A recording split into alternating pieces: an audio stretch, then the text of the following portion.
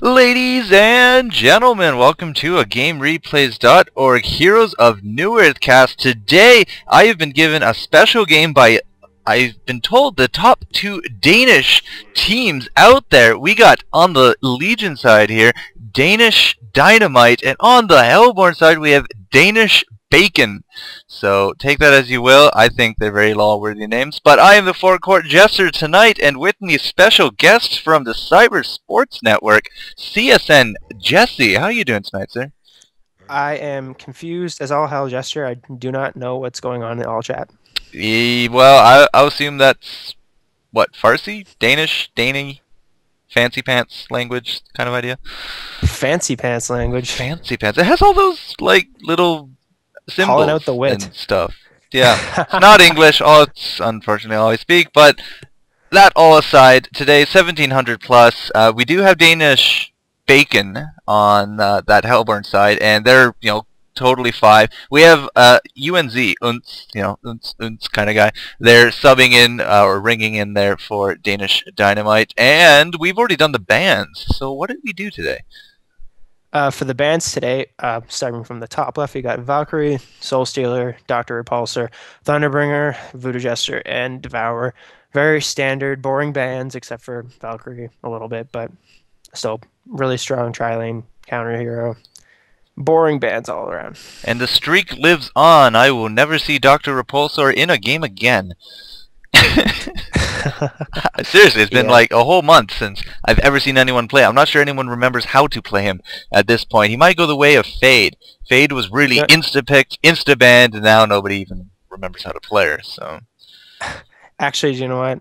I don't think I've watched a competitive game with Doctor in it for a very long time. Actually, for some reason, something striking me as the game you casted recently had Doctor in it, didn't it? UNGO? Or am I going nuts? I can't remember. Anyway, is there a Doctor Potion in the UNGO? Whatever. I think so. Let's focus on this game. Like that. So the two Danish clans here going together. The bands are, well, they're bands right now. So we'll just, Thunderbringer, great tri-lane destroyer. Dr. Repulsor, great carry. Devourer, nobody likes that fatty. Voodoo Jester, that great support hero. Can't really let him run amok. Soul Stealer and Valkyrie are kind of the two variable bands in this one. Both very powerful heroes in their own regard, with, of course, Soul Stealer, the farming machine, and Valkyrie, of course, a great pick for your long lane solo. But, some great arrows can come out of her, and Soul Stealer can just really turn tables after nuking a few creep waves every now and then. So we won't be seeing them, and I guess, I don't know, these guys are talking whatever language they're talking. They probably know of each other. They've probably got a rivalry set up. They probably know who's good with who. So I'm going to assume they know what they're doing, and I'm also going to assume that these picks know what they're doing. So what do we got for picks so far on Danish Bacon's side there? Danish Bacon, we got a really interesting pickup on the... Well, actually not interesting, really. He's been picked up a lot recently. Well, we got Chipper, Flint, and Witchslayer, which is all three very strong ranged heroes. Chipper's rockets and the tire toss combinations, ridiculous, and really Shamsinator in the all chats putting the fear of the Chipper all into us. Yeah, Chipper got like mega buffed last patch, and now he's just like top of the tier again after being kind of forgotten at the bottom of the drawer for a while, huh? I don't mind at all. Any hero with a good skill shot like Chipper's is fine with me. He's really exciting to watch. As Danish Dynamite, yes, Danish Dynamite picks up Pebbles as their fourth pick. Probably going to send him solo mid against Chipper, maybe. I don't know. It's going to be interesting how to see them lane. The meta game's kind of shifted a little bit between either being a tri-lane or a 2-2-1 to counter the tri-lane. Which is, I honestly prefer watching the 2-2-1. It's a lot more interesting. Double lanes, I find, are more intricate than the boring old triple lane, which is essentially just waiting until someone messes up and then you kill them, and then you go back to farming, and then you kill somebody else who messes up. And anyways, they're winding down. Wretched Hag's going to be the last pickup for the Danish Bacon team, finishing the lineup with Pharaoh, Flint Beastwood, Wretched Hag, Witchslayer, and the Chipper, which is a really, really interesting gank-heavy lineup, and I cannot wait to watch this Hellborn team. Yeah, Wretched Hag affords a lot of mobility, of course, with that blink, great AoE capabilities, chasing down a lot of heroes. Witchslayer is going to be, looks like their only support. Although, I don't know, what would you consider Pharaoh? Like, would you consider a semi-support with that ganking role? Because, of course, with his level 6, that affords him a lot of movability as well. He can buy wards if he needs to. Okay. That's how I kind of That's how I classified. He's a really good ganker, Mm-hmm. but gankers can also help out with the support. Like a Pebbles, once they get his blink, his almost called it a blink dagger portal key, Mm-hmm. then he can buy some wards too, and just they just have a lot of versatility with their heroes. Chipper can also be used to have a little bit of a support role to help with the Witch Slayer, but the Witch Slayer is probably going to be the one focusing on all the support items, so buying the courier and stuff like that. Yeah, that's kind of what I'm seeing in this kind of lineup as well. So going with the 4 really kind of heavy support, non-support, putting a lot of weight there on Marok's shoulders. So we have to see how they do. Bubbles, Pebbles, Forsaken Archer, and look at that, Andromeda, Plague Riders. So Andromeda, Plague Rider, 2 really great support heroes going with that. But I don't know, I really kind of see the Pebbles going mid. He's just a really great hero to go mid. That's just what I feel. Yeah, that's just what I feel at this point. I completely agree. I don't know if I see a tri-lane together with a Forsaken Archer. I can tell you exactly who does that. Revi from UNZ. Actually, now they're actually the new Druids. They got picked up by Druids. So Revi, team captain, loves tri-laning, loves that Forsaken Archer. I think it's his most played hero of all time, and I've seen him like wreck some lanes with that triple range tri-lane setup. So I mean, it's not that uncommon. It works really well when done correctly. And of course, I mean, Bubbles is that great pick for that solo lane itself. So I don't know. That's kind of how I see it. But well, another person who popularized the 3-range tri-lane with including Forsaken Archer, Scandal. He does a fantastic job from Empire Multigaming. Yes, he's probably the best Forsaken Archer in game. I'm gonna go out on a limb. I don't know. I'm kind of biased against Revi myself, but caster preference aside, the competitive pauses come out, and really they've given us no information at all about what they want to do yet. And to be entirely honest, I don't think we'd be able to understand it in the first place. Well, they speak whatever they speak in Danish. They speak fancy pants. Really ignorant. Yeah. I'm pretty sure it's Farsi, but I could be wrong. Oh man, yeah. Yeah. So I work for ESL. I should probably know this, but I just don't. So. Okay, so right.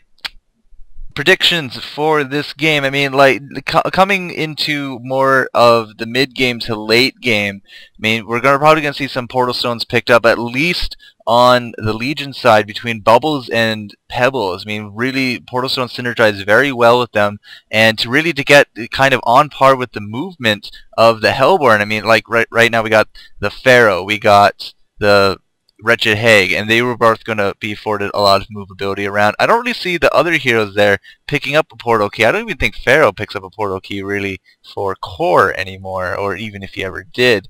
I don't think he No. But, I mean, to go against that kind of mobility, I kind of suspect we're going to see at least one Portal Stone, at least on that Pebbles, coming out later down the line. And that should theoretically give them something of an edge on their initiation, because who do we got to initiate for Hellborn? We do, of course, have Pharaoh that can just warp in, brawl with the mummies, lay down the Hellfire. But other than that, I don't really see anyone else being able to initiate upon that. I have seen a Chipper with a portal key before in a high-level scrim, and he has to be always combined with another initiator, obviously. So Pharaoh is a good pick for that, and he can kind of port in and put the Shadowblade Showdown on and drop the Tire Toss, which is nuts. But he really doesn't need that at all. I think that was just more or less that he was dominating the game. But I think Pharaoh will do fine with the initiation. Everybody else, Wretched Hag can come in and help with the initiation. Everybody else will be able to catch up. So I think the only person on this team, on both of these teams really, that is going to pick up a portal key for sure is going to be Pebbles. Bubbles with the Shell Sheriff can get around really easily. A portal key is pretty good on him, but it's not always picked up. It depends on the player preference. I've just seen it used to. So what do you think about the lanes? Well, the lanes, as I said, I really have a good feeling that Pebbles is going to be thrown mid here, and they're going to do a popularized, 3-ranged tri-lane in probably the bottom lane, leaving Bubbles to fend for himself up top, so he has a less chance of getting forest ganked in the bottom, and that would also allow the bottom to capitalize upon those creeps, spawning here at the bottom. Creeps camps for the Legion. So, oh my gosh, we might even be ready to go. Who knows? But for this Hellborn side, I'm not sure. With the one support from that Witch Slayer, I'm kind of thinking they're going more for a 2-2-1 or a 2-1-2, or even a 1-2-2. Either way, I don't think they're going to go for a tri-lane setup. I'd be very surprised. Yeah, I'd also be pretty surprised with how the Hellborn with the Hellborn's picks if they did a tri-lane anywhere. In fact, I don't think they're going to do a tri-lane with well, maybe yes they are. Okay, they're sending Bubbles top to solo, which I agree with. He can port into the woods if he needs to and just soak up the experience, kind of like what is very popular in Richard Hag. Oh, almost called him Richard Hag. Richard Hag. Dun, dun, dun. Oh, that brings back memories. I think that was DreamHack Summer 2010, right? Yes, it was. It was a very famous picture. But we won't bring that up. Let's kind of keep that out of our memory there. As we see 4 heroes for the Hellborn sitting here in the middle lane. Trying to maybe set up a gank, but I don't think anything interesting is going to happen. Pebbles spotting the courier. He's just going to go sit on his tower. Bubbles just sitting up in the lane, not doing anything. The entire Legion team's playing incredibly passive as far as the rune goes, so I think Hellborn's going to get control of it fairly handily, as we see some of the Legion team kind of going in the jungle spreading out, trying to catch somebody off guard. Yeah, I can't really say anything against that. I mean, there's nobody nearby even close to position. And now, using this wing courier, I don't know who's been using it, but it's Marok's courier, and they've just been using that to scout really well. This is something I've been seeing a lot more of recently, just using that invincibility. You can see it going on right now to great effect. You'll scout out where they are, what they're doing, and just get a really good idea right off the bat of what's going to be going on. But the game has started. Who got the rune? Hellborn got the rune, I'm fairly sure. Yeah, but who? Was it just wasted? Was it bottled? I don't see any bottles offhand. No, I think it was. I think they just burned it.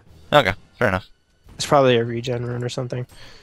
Anyway, I didn't even bother to look at that. I was looking at the courier play. I haven't really seen that been done for a long time since EG. And at the time, We Heart Pigs used to do it a lot when they were playing their epic games against the old SK Gaming. The good old days.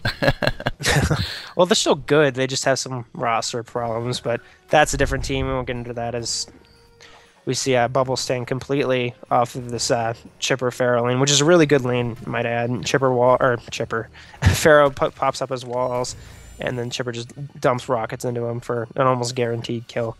Yeah, at this kind of level, especially on a squishy hero such as Bubbles, the mini stuns would really screw around with your Shell Surf. And now, of course, he just uses Shell Surf now, which affords great opportunity here for that Chipper to get a few shots off, especially with that instant tar. But exactly. Yeah. If you take a look up top, we see Wretched Hag doing some pulling for the Hellborn team. Yeah. Apparently, he just completely gave up on bottom lane because, well, I can understand that with the Andromeda stun and then the hold from Forsaken Archer. He can't get away. He's going to die. So rather than feed the lane or just waste his time getting no experience from that, he's just going to sit here in front of the jungle and try to get the best he can out of it. Yeah, that's kind of what it is. It's like, what can you do for the best for your team other than just sit there idling and not doing anything? So, I mean, that's what they've decided to do. Looking at Witch Slayer, however, he is going to get caught by the Pebbles Plague Rider combo. So Plague Rider did come up mid. He's been cycled here for a little bit now. And up top, looks like Wretched Hag is going to come looking for Bubbles. Wretched Hag with the jungling also out-leveling this Bubbles, so he's really getting shut down very hard at this point. His experience a minute is, well, not quite the lowest in the game, but it is indeed the lowest of the game. 78 experience a minute right now on that Bubbles. Well, there's really nothing he can do, and I mean, Wretched Hag has more accessible blink and a pretty good attack animation, so he can sack the jungle pretty easily and then go and gank somewhere, whereas a Bubbles sitting at top lane, really nothing he can do other than throw a shell every once in a while, get a couple creep kills, and try to get some experience if at all possible. Pretty much. But pretty much. Just kind of dying here. But this middle lane's been really interesting. There's been a lot of harassment going on between the Witch Slayer and the Flint, which are both very strong harassment heroes. Plague Rider been spamming his nuke, as you can see he's low on mana. And Pebbles finally has his bottle now. Has a double damager, and I think he bottled it and drank it. Probably so needed he's gonna it, look yeah. to try. Yeah, for sure. So I think this middle lane's going to be where the action is. Now, as soon as someone steps out of position, either one of these teams can drop the other hero. Yeah, the first blood is just one misstep away at this point, but check out this Andromeda, knowing that coming mid, actually looking at Witch Slayer, that Pebbles is going to go down for the first blood, except the tower took it, and that, wow, it's actually going to go up top to Blue Bubbles, picking up the real first blood, getting all that extra gold.